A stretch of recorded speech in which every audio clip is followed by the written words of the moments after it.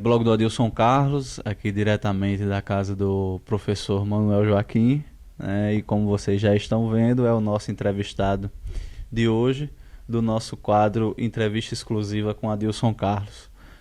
Professor, queremos agradecer a receptividade, né, por ter aceito o convite de nos conceder essa entrevista. E para a gente tratar da sua vida, sua vida profissional, né, suas conquistas, sua trajetória que já beneficiou muitos alunos, centenas de alunos já passaram pelas suas mãos, pelos seus aprendizados, né, e falar dessa história rica sua, né? Então, boa tarde, é um prazer tê-lo conosco. Boa tarde, Carlinhos. É um prazer também estar participando do seu blog, que vem repercutindo nas redes sociais com boas informações ao público leitor. Nós é que agradecemos, professor. E a gente já começa a entrevista perguntando o que lhe encantou, né, no magistério que o senhor se dedica e se dedicou aqui também na cidade com tanto afinco. Olha, a educação para mim é uma satisfação. Fazer parte do contexto educativo me deixa muito feliz. Mas o que me encantou foi ver a educação como um processo de transformação na vida do cidadão, capaz de transformá-lo num cidadão mais culto e mais crítico, porque a sociedade hoje ela precisa mais do que nunca de pessoas preparadas. E eu não vejo esse preparo a não ser pela educação. Acredito que a educação é a base de tudo. O professor, e o senhor poderia ter seguido a carreira nessa área da educação mesmo, como até mesmo um secretário municipal ou um gestor que o senhor recebeu o convite para ser gestor, né? Enfim, mas o senhor sempre priorizou estar dentro da sala de aula, no caso, ser professor. Então, por que esse foco, esse direcionamento para ser único e exclusivamente professor? Pelo fato de começar a me identificar com a profissão. A partir do momento que eu aprendi as primeiras letras, que fui gostando de ler e de escrever, eu passei a admirar os meus professores.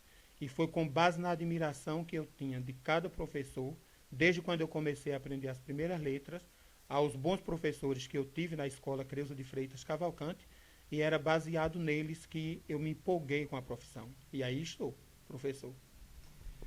O senhor também é considerado, né, um dos melhores, se não o melhor, mas um dos melhores professores do município e até mesmo da região, né? O senhor, no mínimo, na opinião de vários profissionais da área, deveria ter recebido o convite de ser secretário municipal de educação ou de ser algum dirigente que estivesse colaborando de uma maneira geral, não só dentro da sala de aula, com a educação do município. O senhor se acha um professor, um educador, um profissional da área da educação pouco valorizado no município? Olha, Carlinhos, essa questão ela é interessante, porque eu nunca almejei determinados cargos na área de educação. Agora, acredito que em Macaparana eu fiz e ainda posso fazer pela educação o que sempre eu gostei, que foi de dar aulas.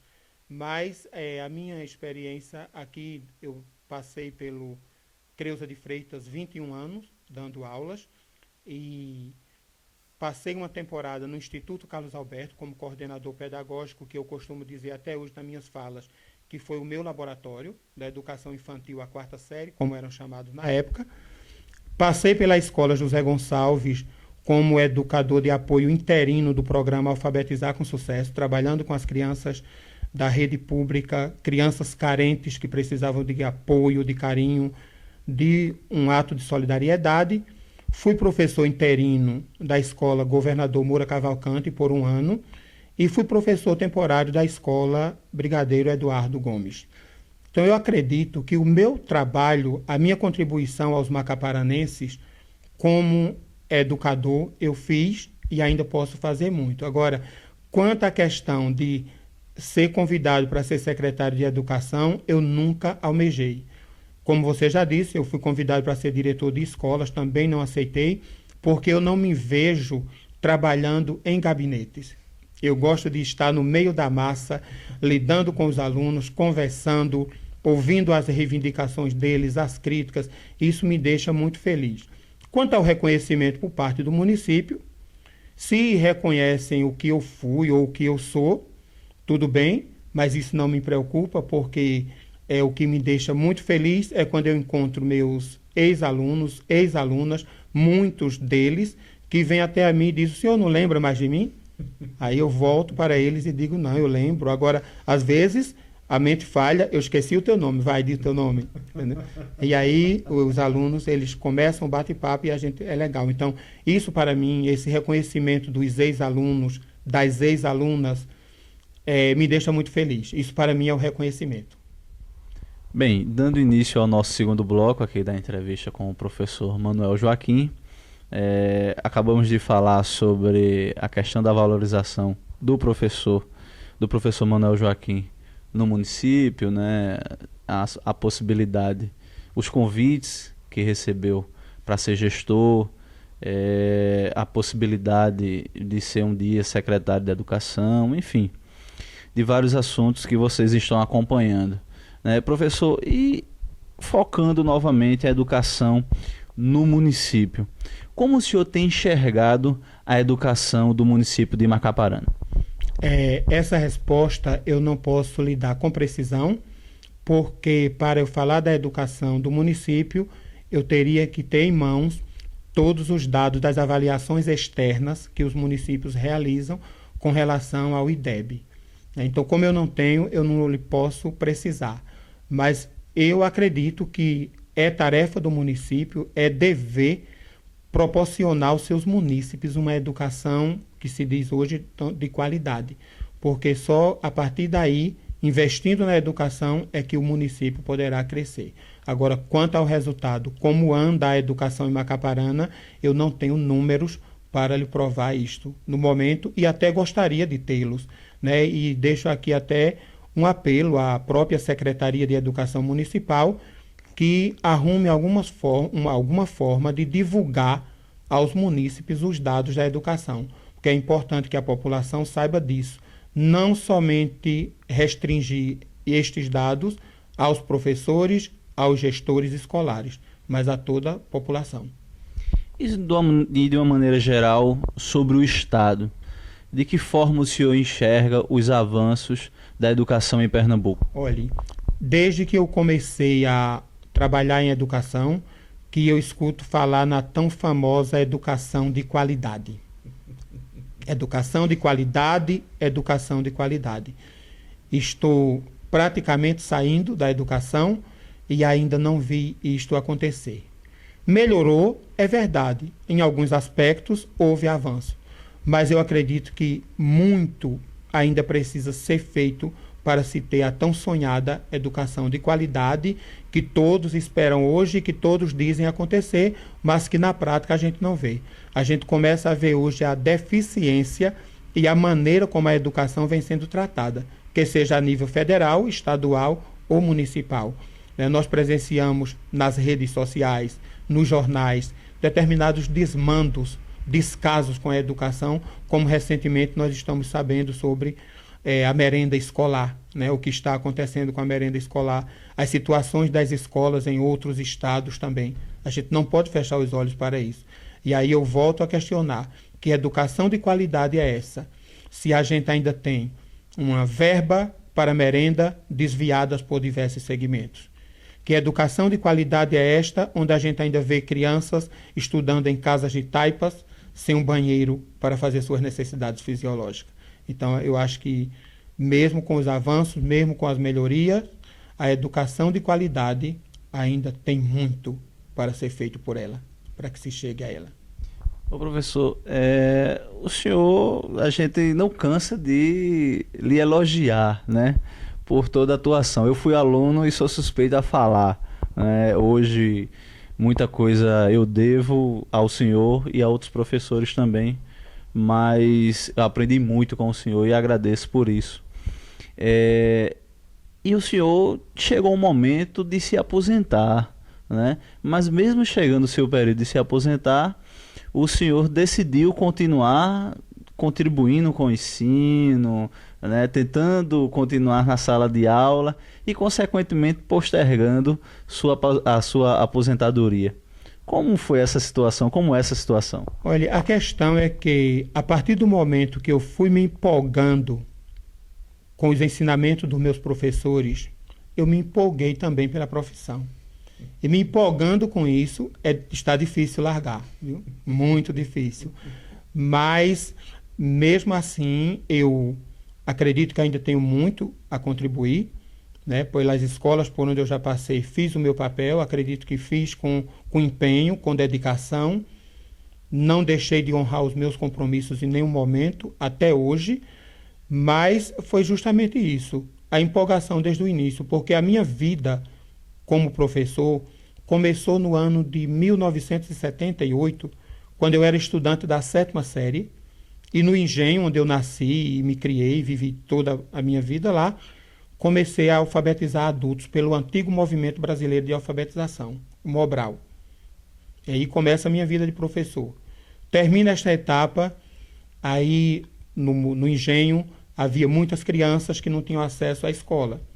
E aí eu fui convidado pelo município de Timbaúba para atuar como professor, na época leigo, porque eu estava concluindo o 1º grau, como era chamado na época, e aí eu enfrentei. E nesta escola eu fiquei lá no Engenho Sociedade, trabalhando por 5 anos, das classes de alfabetização à 4ª série. Quando eu terminei o curso de contabilidade, ainda era professor leigo. E na época, professor leigo tinha que acabar nos municípios. E a secretária de Educação da Prefeitura de Timbaúba, na época, trouxe para Timbaúba o projeto Logos 2.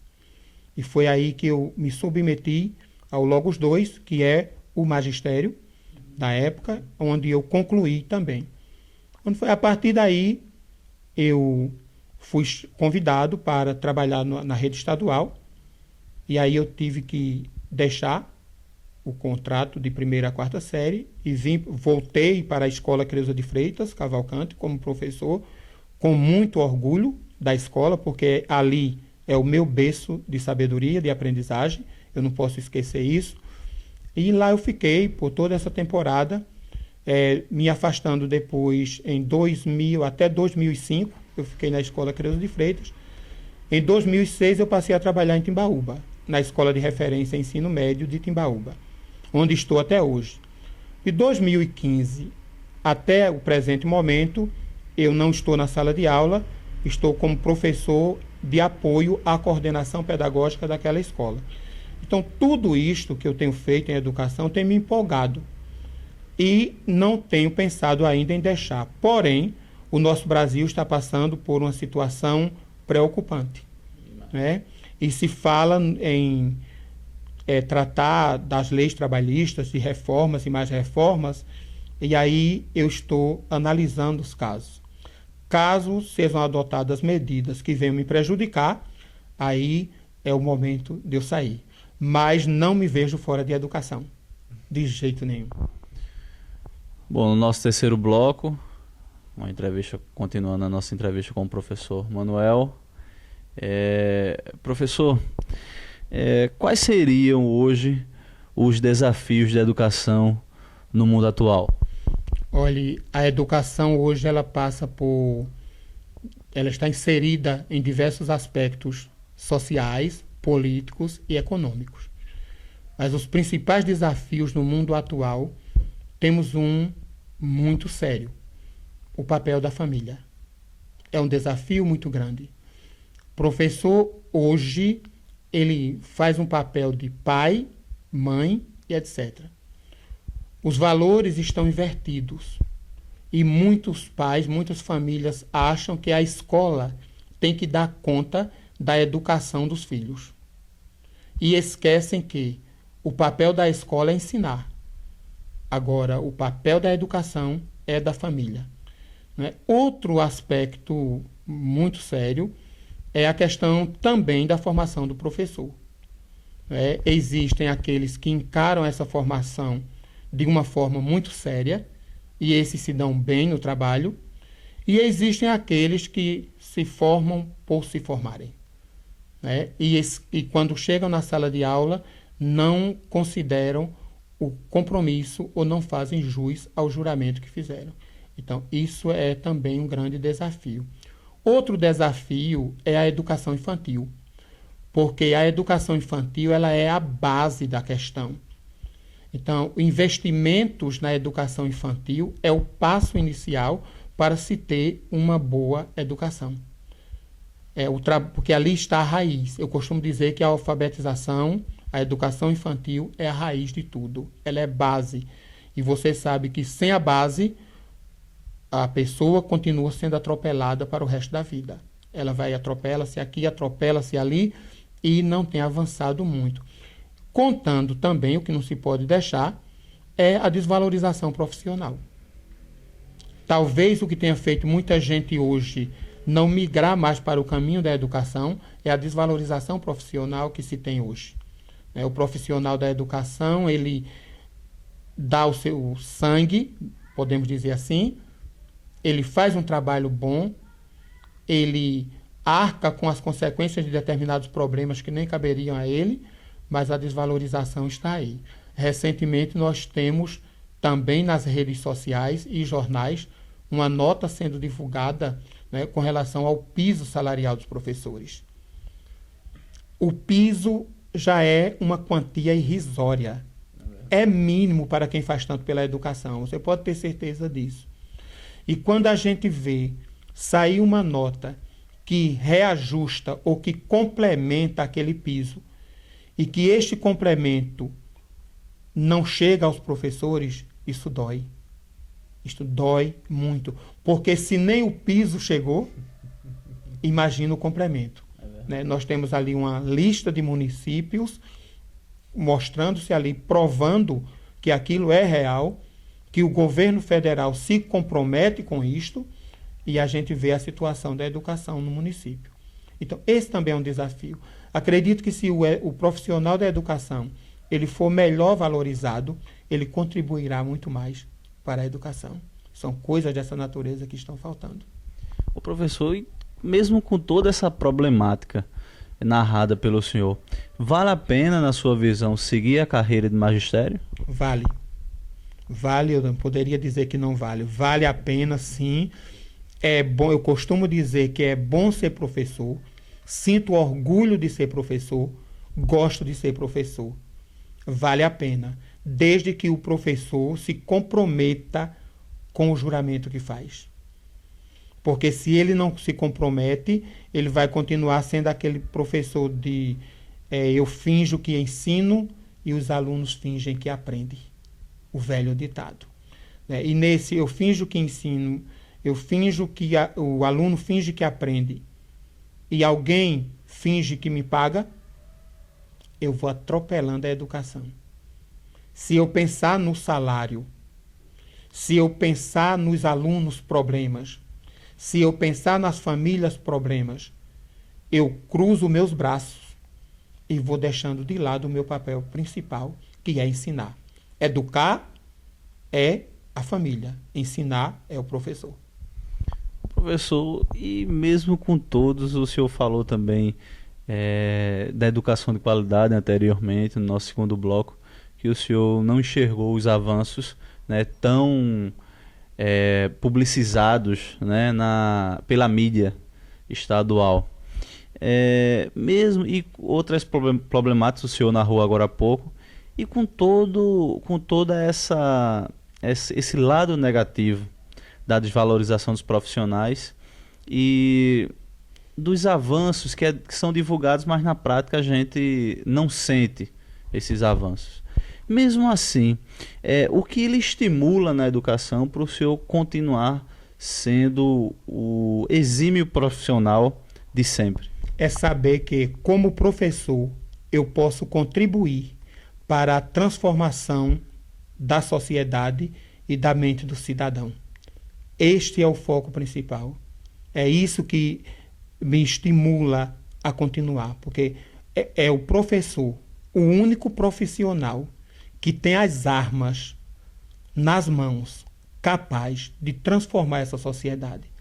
Porque se o professor fizer o seu trabalho enquanto educador e for colocando na cabeça do aluno o papel dele enquanto cidadão, aí a sociedade muda. Mas para isso o professor também precisa se preparar. Porque alguém pode estar pensando assim, e a questão socioeconômica, política, onde é que fica? Ela fica dentro desse contexto. O profissional ele precisa estar preparado para lidar com as diferenças que existem e para fazer o seu trabalho de forma que venha realmente a contribuir para a sociedade. Então, poder transformar. Você sabe que não existe nenhum outro profissional que não tenha adquirido o seu diploma sem ter passado pela mão do professor. Todo profissional passou pela mão de um professor. Este professor que até hoje continua sendo desvalorizado, mas que continua ali, no chão da escola, fazendo o seu trabalho. Pena que poucos reconhecem o papel deste profissional. E falando sobre essa questão de reconhecimento, além de nós vivermos um escândalo de corrupção no país, né, nós temos essa histórica desvalorização dos profissionais da educação e um luxo aos políticos, né, que não contribuem como os educadores contribuem. E na sua visão, professor, por que os educadores, os professores, todos os profissionais da educação são tão desvalorizados pelos políticos? É porque o profissional da educação, o verdadeiro profissional, ele é crítico. Ele é crítico. E as diversas camadas sociais, elas não demonstram isso, mas elas entendem que se o professor quiser mudar a cabeça da sociedade, como eu já disse, é ele que muda. E mudanças incomodam, você sabe disso. Mudanças incomodam. Então, a partir do momento que eu começo a conversar com a população em geral, começo a conversar com a criança, sem fazer política, é claro, porque as pessoas podem estar confundindo, né? Escola é escola, assuntos políticos são assuntos políticos, partidarismo é partidarismo. E essas questões se respeitam, né? Cada um deve respeitar o ponto de vista do outro. Mas a questão do profissional ser desvalorizado por estes outros profissionais que você colocou é justamente porque o professor ele pode incomodar. A partir do momento que eu quiser incomodar, eu incomodo. E você sabe disso, né? A gente pode fazer isso. Então, tudo que incomoda é preocupante. Seria melhor que eles lutassem também pela valorização dessa classe. Porque aí essa classe sendo valorizada, eles também cresceriam. E cresceriam de uma forma não como a atual. E você sabe qual é. Né? Mas cresceriam de uma forma mais produtiva, mais humana, vamos dizer assim. Agora dando início ao nosso último bloco, da nossa entrevista super bacana com o professor Manuel Joaquim. E, professor, a gente já começa perguntando, né, se o senhor estivesse começando sua carreira de professor, né, o que o senhor mudaria hoje? Primeiro, repensaria na prática pedagógica. Né? Quando eu comecei, as práticas eram outras, ainda voltadas para o tradicionalismo. Então, a primeira atitude, a primeira coisa seria isso. Repensar na prática pedagógica e procurar adequar essa prática aos dias atuais. E outra questão seria a quebra de paradigmas. Eu teria que quebrar os paradigmas velhos, construir os paradigmas novos, para tentar adequar à situação atual o que é necessário para mudar a educação, para melhorar, podemos dizer assim, melhorar a educação. Não é porque quando eu comecei a trabalhar, As práticas eram puramente tradicionais. Era o método de decoreba, no qual eu estudei também, né? E com o tempo, as coisas foram mudando e teriam que mudar, talvez não na sua totalidade como deveria já ter mudado para uma melhoria da educação, mas foram surgindo paradigmas novos. E à medida que vão surgindo esses paradigmas novos, o professor tem que se adequar a eles. Então, o que eu faria era justamente quebrar paradigmas velhos, construir ideias novas, para que assim eu pudesse contribuir mais para a educação. Professor, o senhor falou dessa questão de paradigmas, né, da questão da didática, e quais seriam as diferenças e semelhanças do momento atual, da sua carreira atual, com aquela do início da sua carreira? Quais seriam essas diferenças e semelhanças? Olhe, a diferença está no ensinar. Como se ensinava naquela época e como se deve ensinar hoje. A semelhança está na contribuição da aprendizagem. Porque tanto no passado como hoje, o objetivo é a aprendizagem. Então, se agora, numa aprendizagem que deve ser construída de acordo com as mudanças do mundo contemporâneo, nós não podemos esquecer isso de jeito nenhum, né? A tecnologia está aí, os avanços estão aí, e o professor tem que se adequar. Hoje o professor tem que se adequar. Um problema que temos ainda na educação é porque alguns professores, eles insistem em resistir às mudanças. Não é? Existem professor que diz assim: eu não chego perto de um computador, por exemplo. Eu também tentei resistir. Mas de repente eu me vi de mãos atadas. Sem isso eu não consigo mais fazer. Já conheço outras pessoas que dizem assim: o computador tirou de mim o desejo de escrever. Não, o computador, ele não tira de ninguém o desejo de escrever, nem o desejo de ler.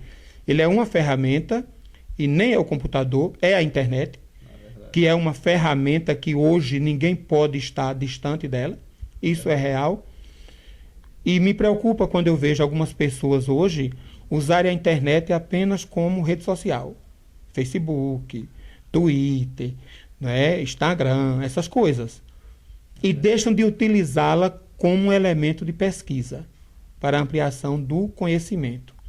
Então, semelhanças e diferenças do passado para o mundo hoje consistem numa mudança de paradigmas, podemos voltar ao termo, que possa contribuir cada vez mais para a melhoria da aprendizagem e do ensino. Ô professor, e na sua opinião, hoje, qual seria o grande desafio da educação? Era transformar a educação em conhecimento. É isso que está faltando. Não é ver a educação pela educação, né? Que educar é isso, que educar é aquilo. Mas é transformá-la em conhecimento. Como eu já falei antes, o avanço tecnológico está aí e a gente tem que acompanhar, não é? A família precisa ser chamada para dentro da escola. O professor precisa estar preparado.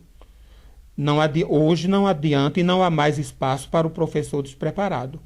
Porque nós temos alunos em sala de aula de diferentes níveis. Os que são mais parados, mas aqueles que questionam e aqueles que são críticos, como você era. Né? E, desta forma, a gente tem que ver que tem que se repensar. O profissional da educação, ele tem que se repensar que o mundo está aí, o mundo está avançando e ele precisa ter o domínio do conhecimento.